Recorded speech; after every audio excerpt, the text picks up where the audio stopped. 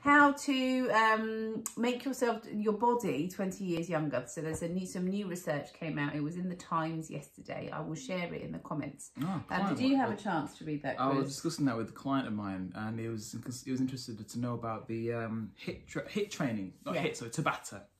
And you finish off and I'll tell you what we talked about. Yeah, so it was interesting from the point of view that this chap pertains to have discovered the ideal way to train your body so that you can kind of out-age your age, really. So it was, and the idea was it wasn't HIIT training, and it wasn't, you know, he took one group of people that had always exercised, because I was thinking, oh, I bet they've always exercised, and then actually he took another control group that had been largely sedentary and came up with this research based on that. So it has some credence. Obviously we're always going to be looking at the pitfalls in a study like that, because you know, news and media love a new diet and they love a new exercise regimen, so you always need to kind of pick that apart a little bit. Positives were, you know, it had some really good evidence in terms of, you know, how you can, and obviously we always think that exercise is beneficial, and it does have, we know how it affects the immune system, and it affects your DNA, and it affects your cells, and it affects your mitochondria, the energy cells. So of course, any exercise is good for you. But I think there are two real pitfalls. One was that it didn't look at the fact that some people exercise for different reasons. So not everyone wants to do a specific type of exercise for a very focused intent. You know, that's quite a sort of niche. You know, like I like to go and run outside or get on my bike outside because it's great for my brain. Or you could, if you wanted to boost your immune system, you might do a very specific type of exercise to boost your immune system, but then you wouldn't be looking at bone health, and you wouldn't be looking at your respiratory system, or if you had an injury somewhere, like, or you had arthritis, then you wouldn't be exercising for that. So it was quite niche.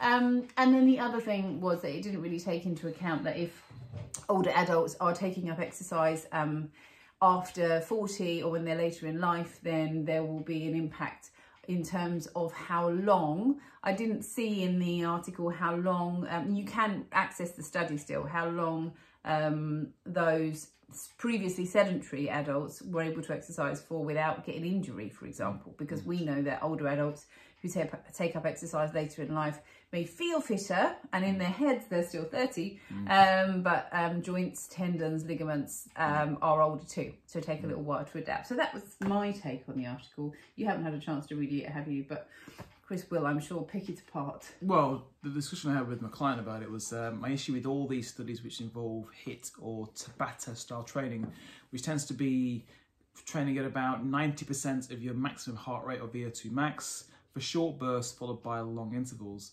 is the condition that the person is in prior to starting that exercise. Because working to almost at your maximum isn't achievable by most people. I know in the study they looked at masters athletes like myself who are training at or trying to compete at a highish level. I do and have trained at 90% maximum heart rate, so I know exactly what it feels like.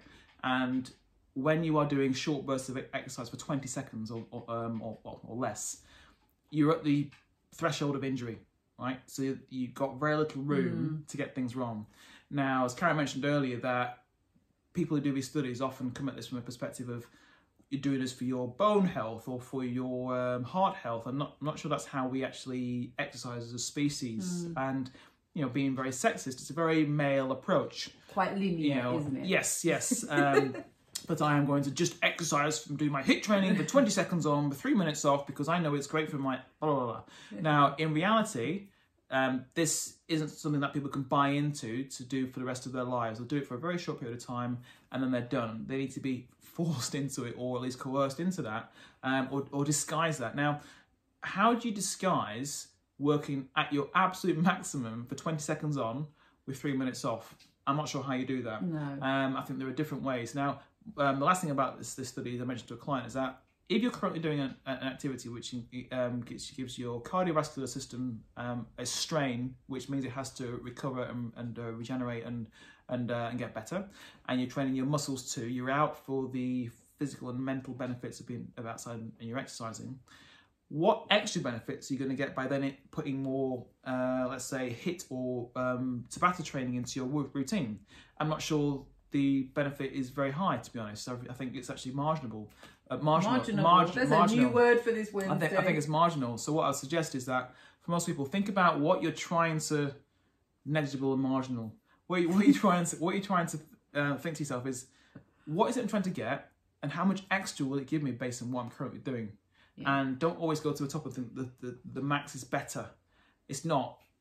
Being able to continue it for a long period of time is better than doing something which is maybe more optimal and doing it for maybe 4 to 6 weeks. So just bear it in mind, have a look, see whether it works for you. I'm pretty sure for most people it doesn't work for you, but it's interesting, and hopefully it highlights that you can actually, through exercise, reverse your age by training and keep yourself fit and active. I'll pop a link in the comments, but also if you don't get our emails, I sent it out in my emails today. If you don't get our emails, just click on the link in the bio and you can sign up to our emails that way. So we share kind of those things that are coming up in the news, like trends and stuff during the week. But let's get back to a few more of you who joined us. Hello and welcome to our Wednesdays. Welcome to Wednesday. It's got a ring to it.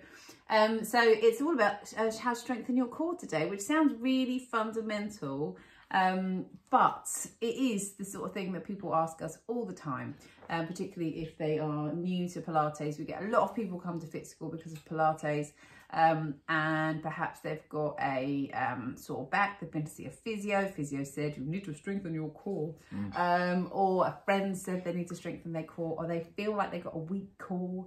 What does a weak core feel like? This is the thing, and this is what, you know us, we want to give you some kind of reason and some evidence, and we want to give you some quick wins as well. So that is the purpose of our Wednesday chats, is really to give you some background, some food for thought, but also some things that you could do straight away. So that was a little drum roll, by the way, mid-air drum roll.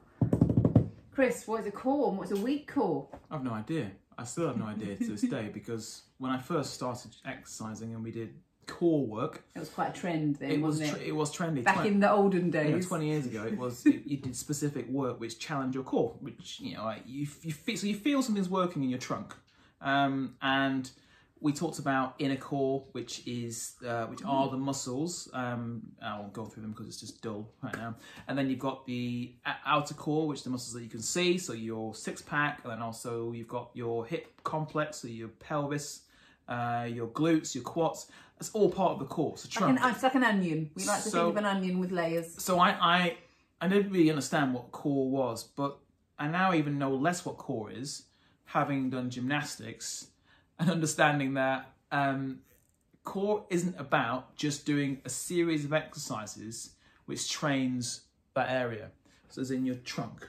It's not about that. It's about how your hips coordinate, or your upper and lower body coordinate, and how the sandwich between the two reacts to that. And the sandwich is your trunk. Goes up, down, in and around. So if it was a jammy dodger, we're on the jam right now. And that's pretty much it. Because the reason why I say it's how they interact is because you could have very strong abdominal muscles, but have quite a weak core. You may do a lot of core work in a class, Pilates, or maybe even a yoga session, but you might be weak. So your glutes might be weak, or you may have quite poor pelvis control. So by this I mean, if you squat with a weight, all of a sudden you have no stability.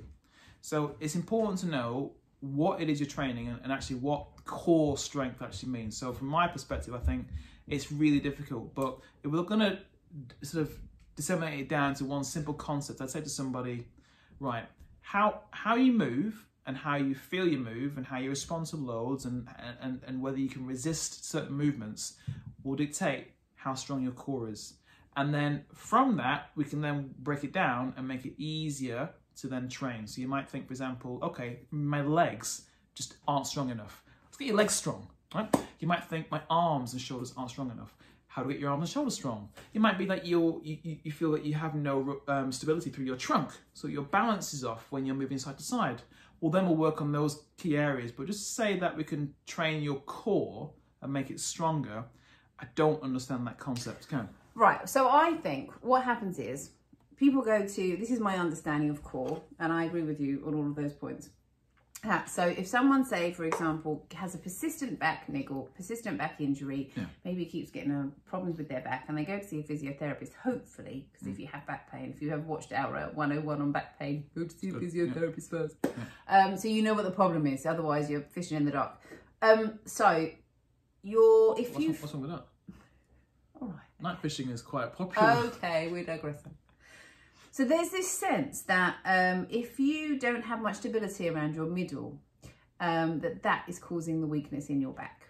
There are yeses and nos to all of that. And I think, see, what you said makes a lot of sense, more or less, if you listen to it a few times. But it's quite complicated, isn't it? I know. I think core simplifies what is a very complex issue. Yeah. And we want to think about, okay, do I basically feel through the middle, right? Can I do, some people think about planks, some people think about side planks, some people think about being able to do a push-up, being able to do a dish hold, which is where you kind of do you're there and then your legs and your arms are there. Yeah. And I think people feel that by having some strength around the middle, some awareness around the middle, that's going to support the back. And yes, it is. There is a sense that, to be honest, even when you breathe out and try and feel imagine an hourglass kind of squeezing in, then there is a sense of those muscles around the back being supported. So when there's a particular type of breath that we do where you exhale, that creates, you can do it now. You can get that sense if you sit up nice and tall, take a big breath in, and on your out breath, you can feel you create some compression around your middle. So there is an element there of supporting your back, but it's not the whole picture.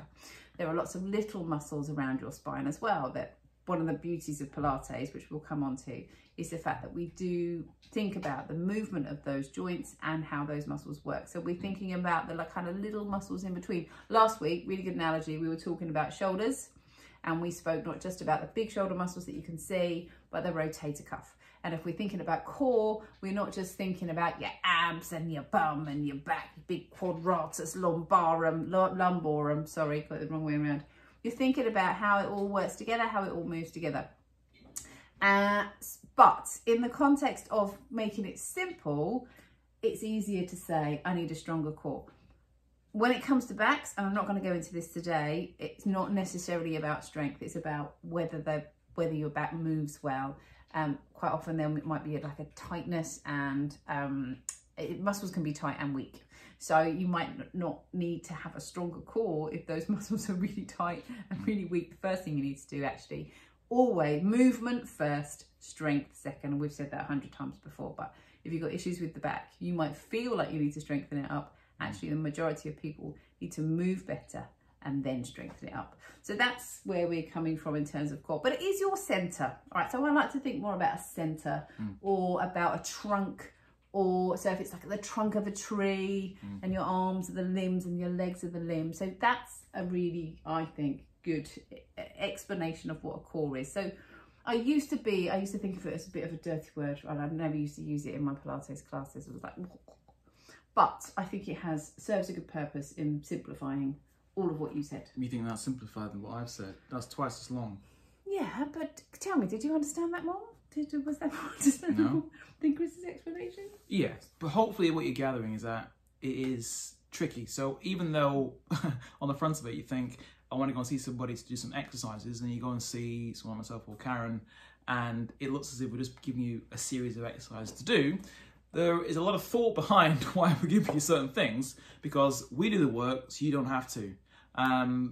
Another good example is, I know people who are very, very strong and they do deadlifts where you pick the bar from the floor, and they are very strong in that position, but their core is very weak.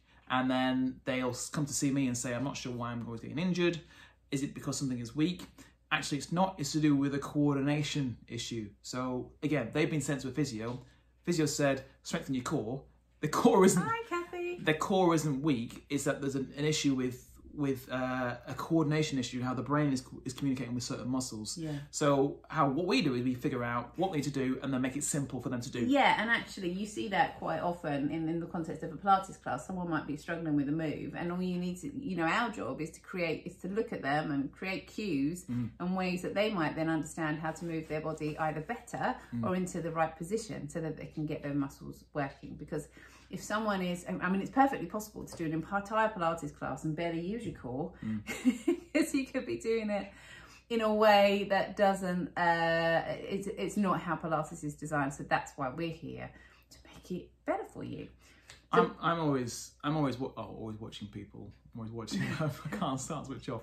But one of the things, watching me. One of the things that makes me laugh, not at people, but I just cannot stop myself. I cannot stop myself watching people. It's a professional observation. And I'm laughing at myself, thinking you've got to stop watching people. Sometimes when people move, I can tell whether or not they have very coordinated or less coordinated. And one could be my sister.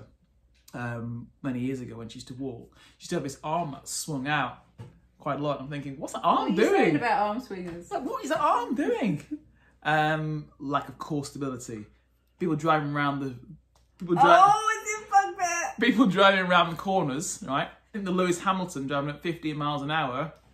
Head leans in. It's all about G-force. Oh my gosh. That's to do with core stability as well. Driving at 5 miles an hour. Yeah, my head lean around the corner. That's core stability. So why is that core stability? So what it is that you are anticipating the bend and your muscles aren't able to brace against the lean of the car. It's not heavy, but for some reason people lean into it because they're preparing themselves for that. That's a bit of core stability as well. There's one with kids. This is really interesting. So let's say, for example, your son or daughter's playing the games console here, and I've seen it before. Someone playing, and they're trying to control left and right, and to control left and right, they're doing this. That's me. Right? That's me. Drives Isaac nuts. And then you have when you're driving. And then you have some more coordinated kids, and they're just doing this. Now that's a certain element of core stability because it's how your eyes are reacting to something, and it's how your body reacts to what your eyes are seeing.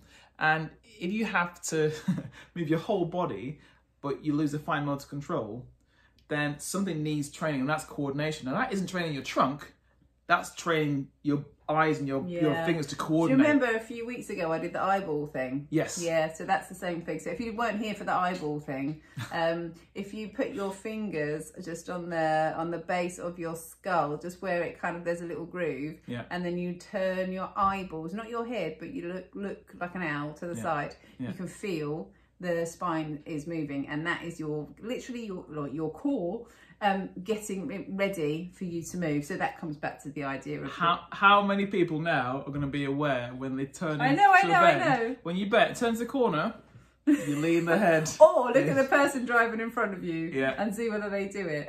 You cannot now unsee that. So now so if Chris sees you driving around, you know you're going to be like, oh, I can't move my head. So we've made it more, I guess, more easy to digest what we're talking about. Yeah. And then I guess from our point of view is that the head tilt when you drive is not going to cause back pain or neck pain. It's not. So I think this is what it comes down to. You could come and do, and I'm not dissing Pilates, obviously, it's kind of my livelihood. You can come and do Pilates until the cows come home.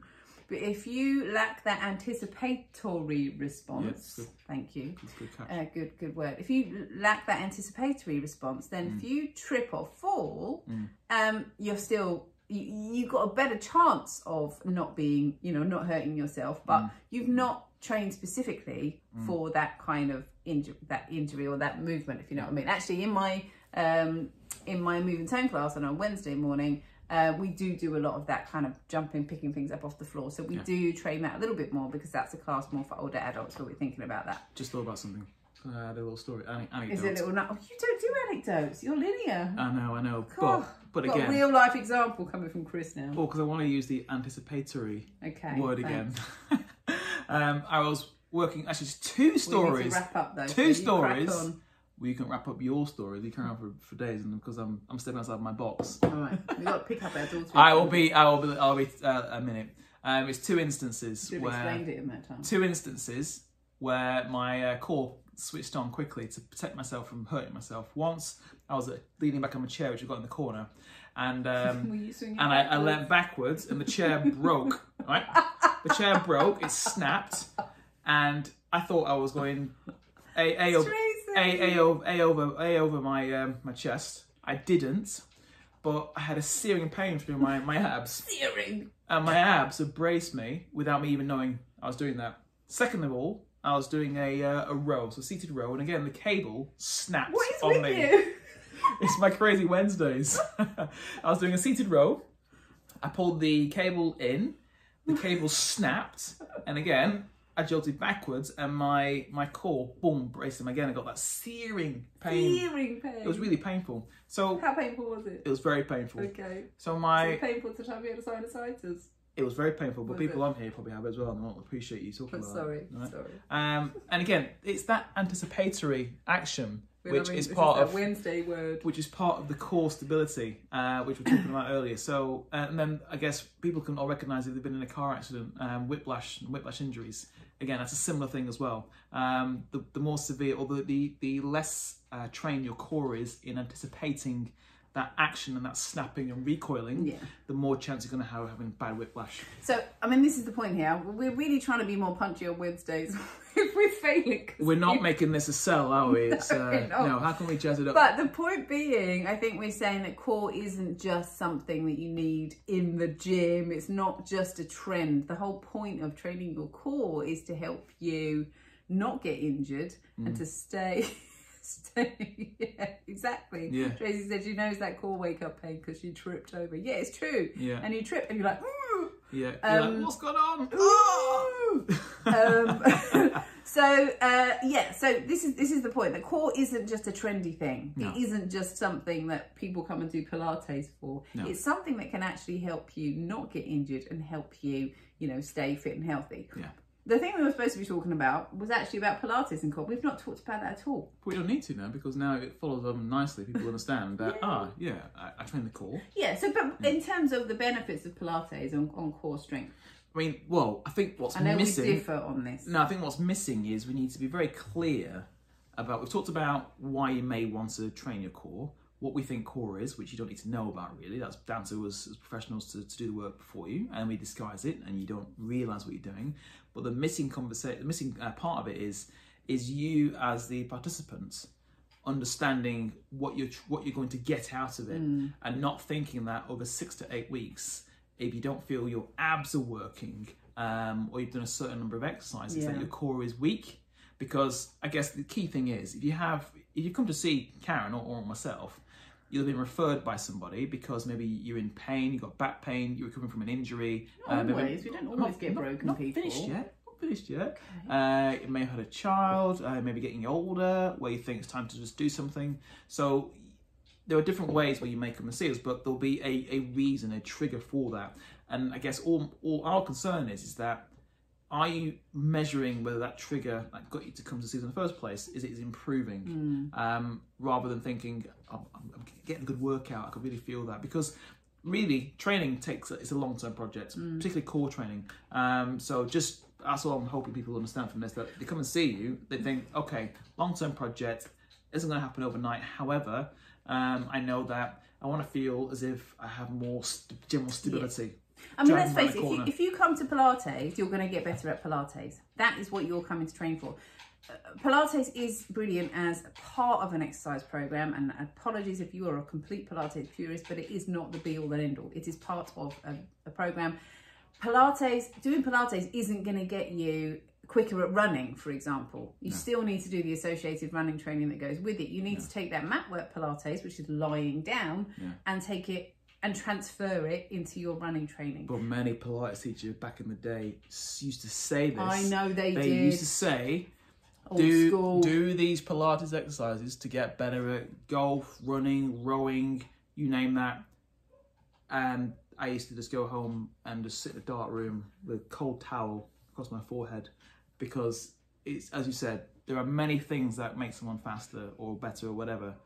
Pilates is one of them. What Pilates does, it gives you that better awareness of your body. It's a really easy, accessible strength and resistance program. You don't need equipment for it. It will work your core. It will get your joints moving. Yeah. You don't have to think about, oh, is this tight? It is weak. All the exercises kind of do that for you. Yeah. It works on balance. It works on coordination. Yeah. And the way, obviously, we teach our classes, we're working on progression. So it is doing all of these things. Yeah. Yeah.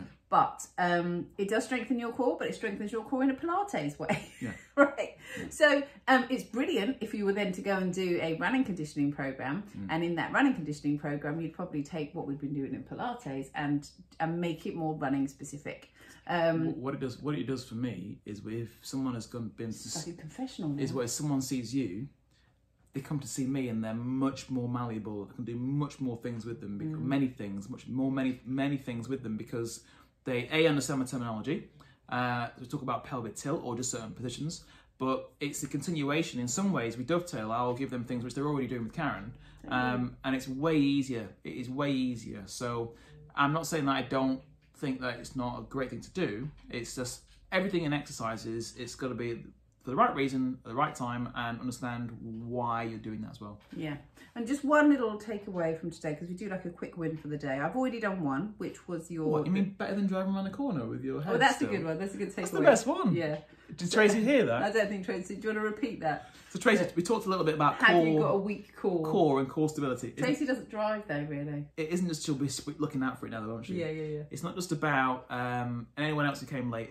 so core stability isn't just about training your trunk, it's about your anticipatory... You just wanted to say that again. I used the word anticipatory muscles. In the anticipatory muscles and how you are coordinating, and also reflexes too.